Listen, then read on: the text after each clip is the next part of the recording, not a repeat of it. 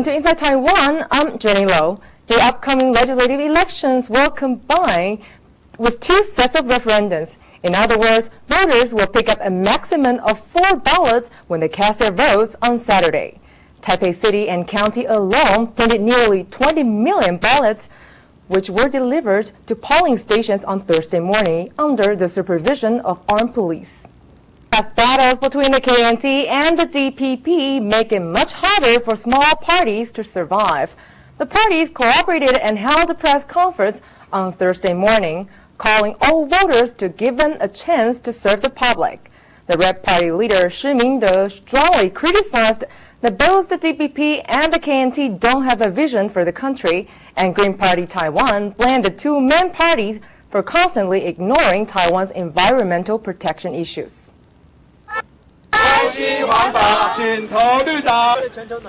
Zhonghua White Whales, All Trees, and the Fairy PETA all gathered in front of the Legislative Yuan for protest. They pleaded the voters to carefully cast their votes, as the government and the big corporations have long ignored many voters' rights, including environmental protection issues. They called on all voters to vote for them on January 12th.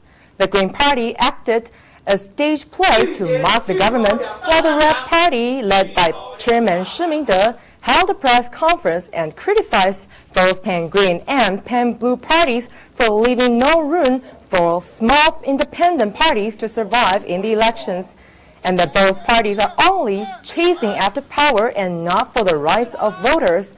The small parties, including the Third Society Party, the Farmers' Party, the New Party, the Red Party, and the Green Party, together held the press conference to remind voters to vote for them on the election day. Whether the calling by the small parties was effective or not, we'll find out in 2 days. Some committee members at the Examination Yuan believe that the current national exams contain too much literary Chinese in the Chinese language test. The members plan to raise a proposal to terminate the language portion of the test, as they think literary Chinese is not much used in daily work. But the proposal immediately draws criticism from many scholars because they believe that the public servants need to have a certain level of language ability. The language test can be changed, but it shouldn't be discontinued. The Yuan announced a 10 billion NT dollars relief loan program for local laborers. Those who have worked for at least 15 years and have a perfect health record of health insurance payment can take out a loan at a maximum of 100,000 NT dollars. The loan can be repaid in installments over 3 years at a low interest rate of 3.6%. If approved, applicants can get the money before the Lunar New Year holidays. Students of the National Zhengzhi University launched a petition not for themselves this time, but for the rights of the school's janitors. They said that these janitors work 6 days a week. In other words, they work 25 hours overtime every month. But the outsourcing company refused to pay the janitors the overtime wages. The students urged the school to discontinue the contract with the company because it doesn't treat the old-aged janitors fairly. Here's a touching story of friendship. A 17-year-old autistic girl at Pingdong's Jiadong Senior High School is unable to take care of herself, and 6 of her special education classmates, who were all boys, take turns to help her out. They always hold her hands like a little princess whenever they go out. Let's take a look. Major transportation systems such as the Taiwan Railway Administration, Taiwan High-Speed Rail Corporation, and Taipei Rapid Transit Corporation, TRTC, have all issued memorabilia and souvenirs in the past. Recently, the TRTC unveiled a series of high-quality products that represent Taipei's image and help tourists remember the city. A Taipei Junior High School lets students design their own T-shirts in home economics class. Students then personally show off their designs and creativity on stage. Here's a look. Despite sluggish economy, one department store cosmetic sales, Lin Meiling still keeps her title as top sales. She once made over 700,000 revenues a day and broke the record of selling products worth 400,000 NT dollars in just 20 minutes. She says her success principles are keeping a smiling face and a good attitude. Visibilities across Taiwan was poor on Wednesday. The air quality also deteriorated, and the aerosol index was 7 times higher than normal. The index approximated levels that generally occur during sandstorms. Conditions are not expected to improve until Saturday, and respiratory disease patients, elderly people, and children should be extra careful in these few days.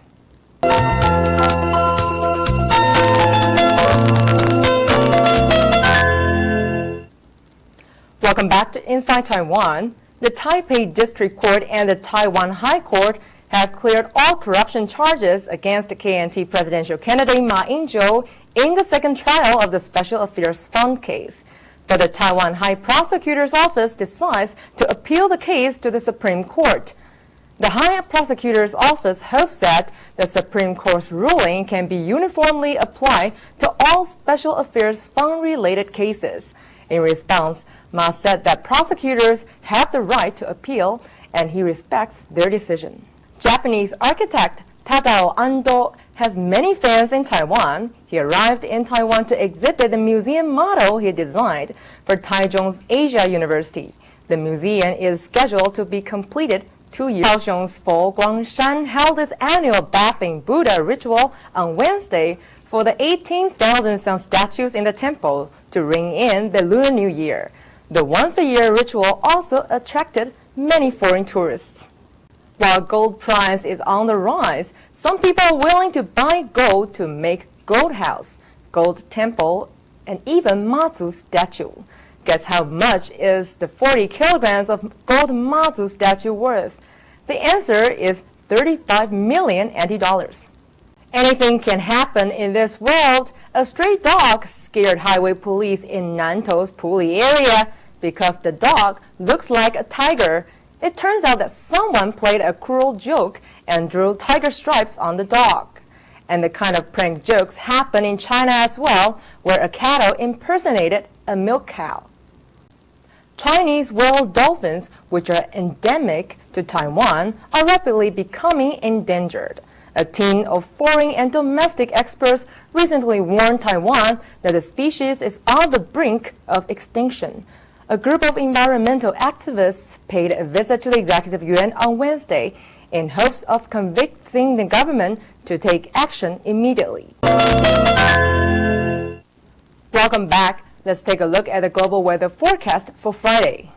Thank you for joining us on Inside Taiwan today. I'm Jenny Low. Have a great day, and we'll see you tomorrow.